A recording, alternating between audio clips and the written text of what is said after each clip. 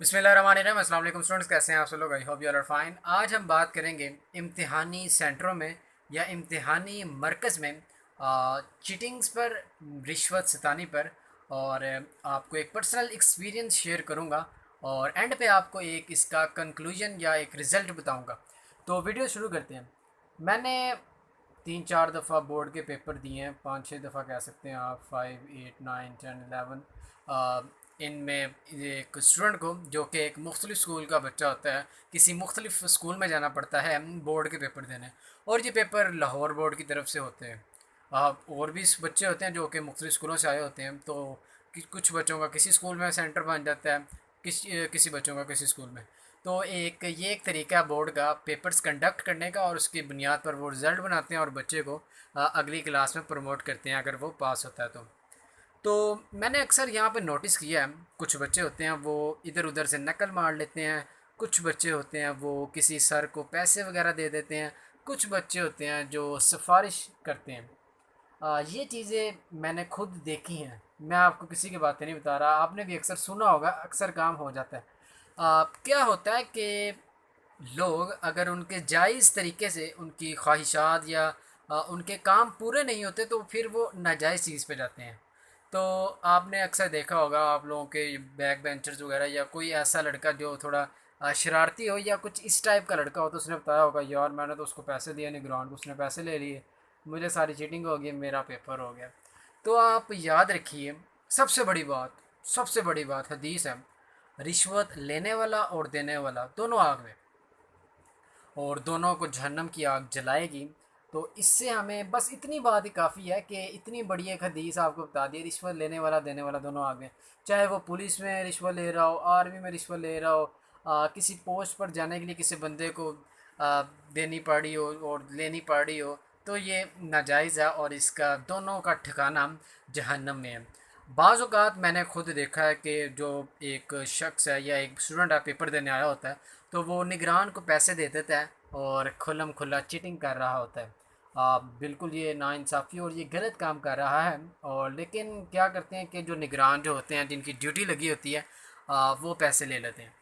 यहाँ से काम ख़राब हो जाता है और बच्चे को थोड़ी शय मिल जाती है कि मैं चीटिंग करता हूँ, चीटिंग कर लेता हूँ, मेरा पेपर अच्छा हो जाएगा, मुझे क्या भाई, अबू ने कहना पास है, बस ठीक है, मैं पैसे जोड़ता हूँ, मैं आप उसको बाद में पैसे दे दूँगा और रिश्वत दे दूँगा और जिससे मेरा काम हो जाएगा।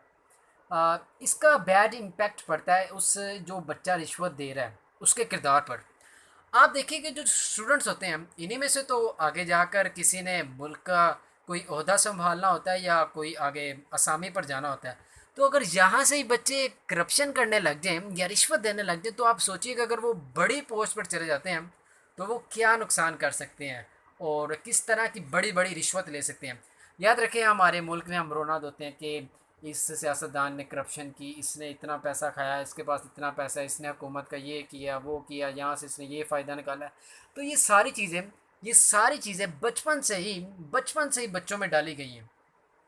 जब बचपन में ही बच्चा एक पेंसिल चोरी करता है या अपने दोस्त को पैसे दे देता है या अपना कोई काम करवाने के लिए अपने बड़ों को देखता है वो क्या कर रहे हैं, तो अल्टीमेटली उस बच्चे के अंदर भी ये चीज़ें डेवलप होना शुरू हो जाती हैं और वो भी ये करता है, क्योंकि बच्चे जो देखते हैं वही तो करते हैं। तो अगर ईमानदार कोई शख्स है, मैं ऐसा नहीं कहता कि हर निगरान या हर कोई ईमानदार नहीं है या हर कोई रिश्वत सताने पर आया हुआ है। कुछ अच्छे निगरान भी होते हैं जो कि किसी की सिफारिश आती है उसको निगलेक्ट कर देते हैं, उनको पता है कि अल्लाह को जाके उन्होंने जवाब देना है। तो इसका कंक्लूजन मैं ये निकाला है कि इंसान को अपनी एफ़र्ट करनी चाहिए, किसी के सहारे पे नहीं रहना चाहिए। कब्र में भी आपका अपनी अमाल का हिसाब व किताब होगा, किसी ने आपकी आके कोई बात नहीं करनी या आप वहाँ पर भी आप किसी को पैसे नहीं दे सकते। अगर इंसान, मैं आपको एक कोटेशन बता देता हूँ मशहूर, self done is well done. अगर आप खुद जो करते हैं वो बेहतर है बनिस्बत उस इंसान के किसी से आप चीटिंग करें या कोई काम करें। आप खुद को एनालाइज करें कि आपके अंदर कितना दम है, कितना आपके अंदर सलाहियत है। अगर आप किसी से कोई चीज़ नहीं पूछते, खुद कर लेते हैं, वेल एंड गुड। बाकी ये रास्ते तो हैं और ये रास्तों से हमारा मुल्क इसी तरह पीछे रहता है। फिर हम कहते हैं यार मेरे बच्चे ने तो भाई ग्रेजुएट मेरा बच्चा है, इसको नौकरी नहीं मिल रही। तो नौकरी इस वजह से नहीं मिलती, पैसे लगा के वो पेपर्स कर रहा है, डिग्री ले रहा है, कुछ आता है नहीं उसको। ये सारी चीज़ें भी आपस में कनेक्टेड हैं। अगर हम किसी एक पहलू का, इस पहलू करप्शन, करप्शन पेपर्स में अगर इसी से हम रुक रहे हैं तो यकीनन हमारे जो बच्चे हैं उनके अंदर ऐसी सलाहियतें पैदा होंगी कि वो अगर उनको कोई पैसे दे भी रहा होगा रिश्वत के, वो नहीं लेंगे। और यही बच्चे आगे जाके अगर किसी बड़ी असामी में आएंगे तो ऑब्वियसली मुल्क के लिए बहुत अच्छा होगा। तो उम्मीद करता हूँ कि आप इस वीडियो से कुछ ना कुछ सीखेंगे। और ईमानतदारी, हम बड़ी बातें करते हैं, हम नबी पाक से सल्लम के सच्चे आशिक हैं, लेकिन उनकी चीज़ों को फॉलो करने पर हमारा दम घुटता है और हम इसको हरगिज़ इसको कबूल नहीं करते। तो ये मेरा टॉपिक है। कुछ सेंटर्स में, इम्तिहानी मरकज़ में उस्ताद, सुप्रीडेंट, निगरान जो भी होते हैं सारों को किसी की फेवर नहीं करनी चाहिए, अपनी ड्यूटी अच्छी तरह निभानी चाहिए। और बच्चे को भी चाहिए कि वो अपना पेपर खुद करे, किसी से मत पूछे। पूछने की नौबत नहीं उसको आनी चाहिए, क्योंकि उसने पूरा साल उस चीज़ को लगाया होता है अपने पेपर की प्रिपरेशन पर, और एंड पे जाके फिर वो पूछे तो it's not a good thing. ये अच्छी बात नहीं है। तो उम्मीद करता हूँ कि आपको वीडियो पसंद आएगी। अल्लाह हाफिज़।